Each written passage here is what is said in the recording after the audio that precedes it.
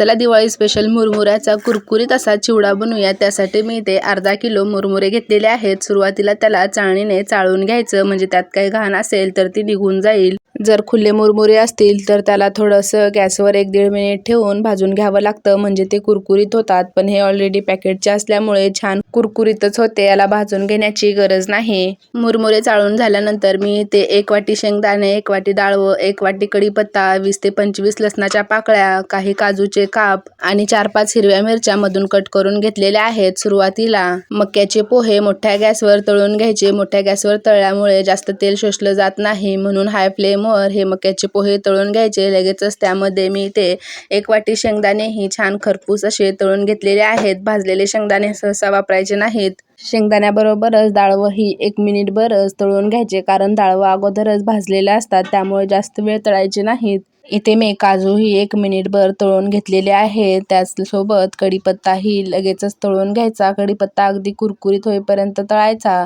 लसूण व हिरव्या मिरच्या एकदाच तळून घ्यायच्या। त्यानंतर चिवड्याला जेवढं तेल लागेल तेवढंच ठेवून बाकीचं काढून घ्यायचं। त्यामध्ये 1 छोटा चमचा मोहरी, जिरे छान तडतडून घ्यायची। पाऊण चमचा हळद घालायची, आवडीनुसार लाल तिखट घालायचं। पाव चमचा धने जिरे पूड घालायची, चिमूटभर हिंग घालायचं व सर्वात शेवटी चवीनुसार मीठ घालून मिक्स करून घ्यायचं। व ही मिक्स करून घेतलेली फोडणी थोडी थोडी करून मुरमुऱ्यावर घालायची व संपूर्ण मुरमुऱ्याला लावून घ्यायची। एकदाच संपूर्ण फोडणी घालायची नाही, थोडी थोडी करूनच घालायची। याचा डिटेल व्हिडिओ चॅनलवर आहे, फोटो खालच्या त्रिकोणावर टच करून पाहू शकता। इथे आपला कुरकुरीत असा मुरमुऱ्याचा चिवडा बनवून तयार झालेला आहे। व्हिडिओ आवडला असेल तर व्हिडिओला लाईक करा, चॅनलला सबस्क्राईब करा। Bye bye.